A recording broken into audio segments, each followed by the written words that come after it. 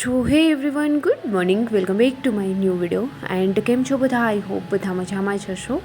And મારી મોર્નિંગની શરૂઆત ડેઇલીની જેમ જ હનુમાનજી દત્તુને મનાવી, આ તરફ સૂર્યનારાયણને જળ ચડાવી, ગરમ પાણી જોડે એન્ડ ત્યાર પછી આ તરફ બનવા મૂકી દીધી છે ચાય. સૌથી પહેલાં મેં દરરોજને માટે હનુમાનજી દત્તુને મનાવી એન્ડ ત્યાર પછી મારી મોર્નિંગની શરૂઆત કરું છું. અત્યારે ચાય નાસ્તો રેડી કરી એન્ડ ચાય નાસ્તો કરી એન્ડ મેં આવી ગઈ છું અત્યારે મારા સ્ટડી ટેબલ પર. એન્ડ સૌથી પહેલાં ફટાફટથી મારું સ્ટડી ટેબલ ક્લીન કરીશ, કેમ કે રાતનું એમ જ છોડ્યું હોય છે. સૌથી પહેલાં મેં એમને ક્લિનિંગ કરું છું, કેમ કે ગંદુ મને બિલકુલ પસંદ નથી. સૌથી પહેલાં ક્લિનિંગ કરી એન્ડ ત્યાર પછી મારું રીડિંગ સ્ટાર્ટ કરીશ. બટ એમની પહેલાં મેં રીડિંગ સ્ટાર્ટ કર્યું એ પહેલાં મારી પાસે એક બુક છે ધ સિક્રેટ કરીને, એમને રીડ કરીશ એન્ડ ત્યાર પછી મેં છે આગળ મારું રીડિંગ સ્ટાર્ટ કરીશ. બટ એ પહેલાં મારી પાસે અમુક કમેન્ટ્સ આવેલી છે, એમના આન્સર મેં આપી દઈશ. કે એક પટેલ ભાવિકા કરીને જેમની કમેન્ટ્સ હતી કે મને પણ ડીમોટિવેટ થઈ જવાય છે, 2 દિવસ રીડિંગ થાય છે, બીજા વિચારો આવે છે બહુ જ એન્ડ મરવાના વિચારો આવે છે, જોબ નથી મળતી. ભાવિકા આવું ન કરવું જોઈએ. તમે જે વિચાર કરો છો કે મરવાના વિચારો આવે છે, 2 દિવસ રીડિંગ થાય છે, પછી ડીમોટિવેટ થઈ જવાય છે, જેમનું કારણ છે કે તમારું મન છે એકાગ્ર નથી. પહેલાં તો તમારા મનને એકાગ્ર કરવું જોઈએ, કે તમારું મન એકાગ્ર કરવા માટે મેડિટેશન છે બેસ્ટ ઉપાય છે. બધા જ એમનાથી તમારા વિચારો છે શાંત થઈ જશે. પહેલાં તમારા મનને શાંત કરવા માટે, એકાગ્ર કરવા માટે મેડિટેશનનો સહારો લો. એમના સિવાય કોઈ જ એવો ઉપાય નથી કે તમારા મનને તમે એકાગ્ર કરી શકશો એન્ડ ડીમોટિવેટ થતાં બચી શકશો. સૌથી પહેલાં એ કરવું જોઈએ. તમે વધારે સમય ન કરી શકો તો સ્ટાર્ટિંગમાં 3 મિનિટ કરો, પછી 5 મિનિટ કરો, એમ કરતાં તમે 10 મિનિટ સુધી પહોંચવાનું છે. આ રીતે મેડિટેશન સ્ટાર્ટ કરો એન્ડ તમારા મનને એકાગ્ર કરો, જેથી કરીને તમે છે તમારું મન એકાગ્ર થશે. પછી ધીમે ધીમે રીડિંગ કરવામાં તમારું મન લાગશે એન્ડ યાદ બી રહેવા લાગશે એન્ડ આગળ જતાં તમે જે ગોલ તમારો અચીવ કરવા માગો છો એ બી કરી શકશો. આ રીતે ડીમોટિવેટ ન થવું જોઈએ એન્ડ જે પ્રકારના તમને વિચારો આવી રહ્યા છે મરવાના, તો આટલી સરસ ભગવાને આપણે જિંદગી આપી છે તો જીવવી જોઈએ. આવા ખોટા વિચારો નહીં કરવાના એન્ડ જે વસ્તુ તમને વધારે સારી લાગી રહી છે એ કરવાનું. એન્ડ 24 કલાક બુક્સની અંદર ઊંધા માથે વાંચીએ નથી જવાનું, જેથી કરીને કન્ટિન્યુ તમે આ રીતે કરશો તો તમે બોરિંગ થઈ જશો. એવું બી નથી કરવાનું કે ચલો સિલેબસ છે સામે તો એમને પૂરું કરવાનું જ છે તો આ જ રીતે વાંચીએ જઈએ. એવું બી નહીં કરવાનું. ક્યારેક વચ્ચે છે બ્રેક લેવાનું એન્ડ માઇન્ડ બી ફ્રેશ કરો. આ રીતે ધીમે ધીમે તમે હેબિટ પાડો. ધીમે ધીમે હેબિટ પડશે ત્યાર પછી યાદ બી રહેવા લાગશે એન્ડ આવા ખોટા વિચારો બી નહીં આવે. ચલો અત્યારે મારું રીડિંગ બી સ્ટાર્ટ થઈ ગયું છે એન્ડ GCRTની અંદર જે રાજ્યશાસ્ત્ર મેં રીડ કરી રહી હતી ફાઇનલી ફિનિશ થઈ ગયું છે. લાસ્ટમાં એમના આપ્યા છે MCQ, એ મેં અટેમ્પ્ટ કરીશ. 60 સમથિંગ છે. ખ્યાલ આવે કે ફર્સ્ટ રીડિંગની અંદર કેટલું મેં જે રીડ કરું છું એ યાદ રહે છે. ફાઇનલી અત્યારે મેં અટેમ્પ્ટ કરી રહી છું. અટેમ્પ્ટ તો થઈ ગયા છે. જસ્ટ ફર્સ્ટ રીડિંગ કર્યું છે, એમાંથી 60માંથી 35 સાચા પડ્યા છે. તો લાગે છે કે ચલો કંઈક તો યાદ રહે છે, કંઈ નહીં તો ફર્સ્ટ રીડિંગની અંદર. એન્ડ મને હેબિટ એ જ રીતે છે, ફર્સ્ટ રીડિંગ, સેકન્ડ એન્ડ થર્ડની અંદર મને યાદ રહેવા લાગે છે. આ જ રીતે મેં કરું છું. રીડિંગ કરતાં અત્યારે થઈ ગયો છે બપોરનો સમય. સૌથી પહેલાં ફટાફટથી અત્યારે જમવાનું રેડી કરીશ. જમી એન્ડ ત્યાર પછી મારું રીડિંગ છે ફરી મેં સ્ટાર્ટ કરીશ. એન્ડ સેકન્ડ કોઈની કમેન્ટ્સ હતી કે NCERTની બુક્સ છે ઓનલાઈન ક્યાંથી મળશે. ઓનલાઈન માટે તમને ફ્લિપકાર્ટમાંથી બી મળી જશે એન્ડ રાજકોટની અંદર રવિ પ્રકાશન બુક સ્ટોર છે, ત્યાંથી બી ઓનલાઈન તમે મગાવશો તો બી મળી જશે એન્ડ એમેઝોનમાંથી બી મળી જાય છે. એન્ડ એક એપ્લિકેશન છે એમની અંદર બી NCERT છે, એ તમને ઈ બુકમાં મળશે જોકે. ત્યાંથી બી તમે જો તમારે ખરીદવી નથી તો PDF ડાઉનલોડ કરી શકો છો. એન્ડ અત્યારે થઈ ગયો છે સાંજનો સમય એન્ડ મેં બી આવી ગઈ છું ગ્રાઉન્ડ. સૌથી પહેલાં અત્યારે અમારું છે રનિંગ વર્કઆઉટ સ્ટાર્ટ કરીએ. પહેલાં સ્ટ્રેચિંગ એક્સરસાઇઝ કરીશું એન્ડ ત્યાર પછી અમારું રનિંગ સ્ટાર્ટ કરીશું. બટ ગ્રાઉન્ડને લઈને બહુ બધા લોકોની કમેન્ટ્સ આવે છે કે આ ગ્રાઉન્ડ કઈ જગ્યાએ આવેલું છે, એમની ફીસ શું છે. આ ગ્રાઉન્ડ છે રાજકોટની અંદર કિશનપરા ચોકમાં રેસકોર્સની અંદર એથ્લેટિક સિન્થેટિક કરીને ગ્રાઉન્ડ છે.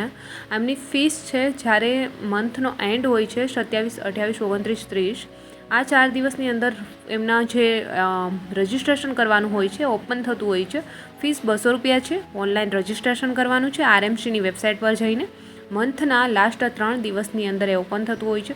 બટ જ્યારે ઓપન થાય ત્યારે ફર્સ્ટ ડે રજિસ્ટ્રેશન કરી લેવું જોઈએ, નહીં તો ફૂલ થઈ જાય છે બેન્ચ, જેથી કરીને તમારું જે રજિસ્ટ્રેશન કરશો એ નહીં થાય. એમના માટે તમારે છે પહેલાં એમનો પાસ કઢાવો, 200 રૂપિયા આપી અને પાસ નીકળે છે, મતલબ ડિજિટલ જ નીકળશે તમારા મોબાઈલની અંદર, જે સ્કેન કરવાનો હોય છે એનું સ્કેનર આવે છે. તો આ રીતે ગ્રાઉન્ડની અંદર એન્ટ્રી મળે છે. કોઈની કમેન્ટ્સ હતી કે અમારે જાતે રનિંગ કરવું હોય તો ગ્રાઉન્ડમાં પૈસા આપવા પડે. સો એમની ફીસ 200 રૂપિયા છે. ગ્રાઉન્ડની અંદર તમે રનિંગ કરો છો એમના માટે. સો ફાઇનલી અમારું રનિંગ વર્કઆઉટ બી થઈ ગયું છે સ્ટાર્ટ. ઘણા લોકોની કમેન્ટ્સ આવે છે કે તમારી ફ્રેન્ડ છે તમારી જોડે છે જાડી છે, એમનું રનિંગ થાય છે યા ફિર નહીં. સો આ 100 મીટરની સ્પ્રિન્ટની અંદર તમે એમની સ્પીડ જોઈ શકો છો. મારી જોડે જ ઓલરેડી સ્પ્રિન્ટ ખેંચી શકે છે.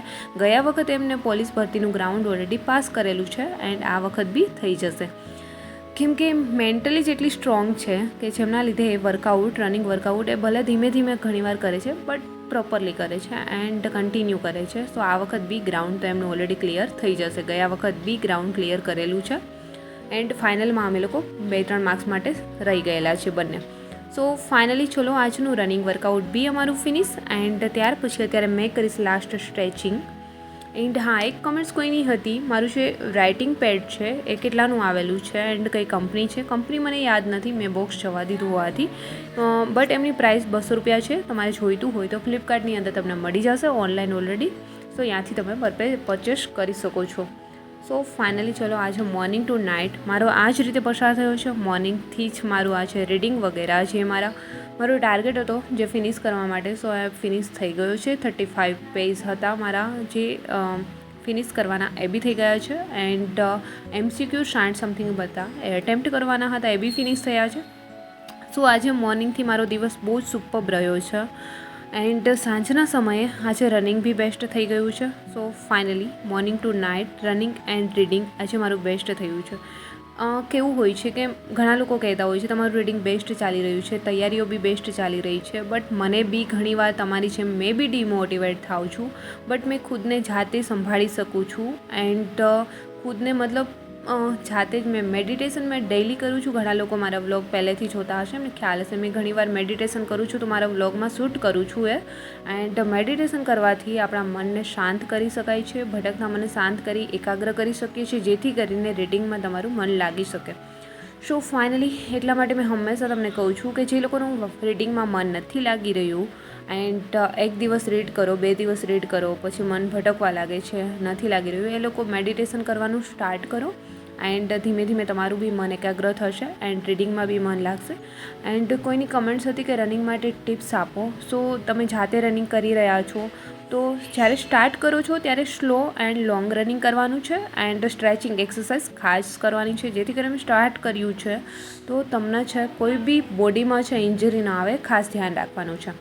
એન્ડ અત્યારે ચોમાસાનો સમય છે, મતલબ ચોમાસું ચાલી રહ્યું છે. સો તમે જ્યારે રનિંગ કરો છો ત્યારે ઘણીવાર વરસાદ બી હોય છે. સો તમારી હેલ્થનું બી ધ્યાન રાખવાનું છે. બહુ વરસાદ હોય તો વરસાદની અંદર રનિંગ ન કરવું જોઈએ. ઘણા લોકો રસ્તાની સાઈડમાં રનિંગ કરી રહ્યા હોય છે, રોડ રનિંગ કરતા હોય છે. સો એ સમયે બહુ જ ધ્યાન રાખવું જોઈએ. એન્ડ એથ્લેટ વગેરે ગ્રાઉન્ડ છે તો ઇટ્સ ઓકે, કરી શકો છો, બટ વધારે વરસાદ હોય ત્યારે હેલ્થનું બી ધ્યાન રાખવું જોઈએ, વધારે પલળવું ન જોઈએ. સો આ રીતે તમારું હેલ્થનું ધ્યાન રાખી એન્ડ રનિંગની પ્રિપરેશન તમે કરી શકો છો. હજી બી ટાઈમ છે. સો રનિંગનું ગ્રાઉન્ડ ક્લિયર કરવા માટે 100 મીટર હોય યા 5 કિલોમીટર આપણા માટે 2 મંથ ઇનફ છે. 2 મંથની અંદર ગ્રાઉન્ડ આપણે ક્લિયર કરી શકીએ છીએ. સો આ રીતે તમે બી પ્રેક્ટિસ કરી શકો છો. સો ફાઇનલી મેં બી ગ્રાઉન્ડથી આવી જમવાનું રેડી કરી, જમી એન્ડ ફરી મેં આવી ગઈ છું અત્યારે મારા સ્ટડી ટેબલ પર એન્ડ ફરી અત્યારે મેં મારું રીડિંગ કરી દીધું છે સ્ટાર્ટ. સો ફાઇનલી અત્યારે મેં સેકન્ડ સબ્જેક્ટ છે સ્ટાર્ટ કર્યો છે, બટ GCRTની અંદર જિયોગ્રાફી. સો GCRT મારી ફાઇનલી ઓલરેડી ફિનિશ થવા આવી ગઈ છે. આમની પહેલાં બી મેં એકવાર જે પાઠ્યપુસ્તકો હતા એ રીડ કર્યા હતા, બટ એમના પછી બહુ બધો ગેપ પડી ગયો હતો. ત્યાર પછી મેં યુવાની બુક્સ છે રીડ કરી રહી હતી.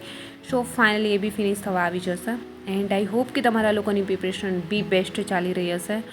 એન્ડ આજનો વ્લોગ બી એમની જોડે જોડે મેં અહીંયા જ કરીશ સમાપ્ત. એન્ડ આઈ હોપ કે આજનો વ્લોગ બી તમને સારો લાગ્યો હશે, પસંદ જ આવ્યો છે તો વ્લોગને લાઇક, કમેન્ટ, શેર, સબસ્ક્રાઈબ જરૂર કરજો. એન્ડ જલ્દી મળીશું મારા એક ન્યૂ વ્લોગ સાથે. ત્યાં સુધી બધાને બાય એન્ડ ટેક કેર.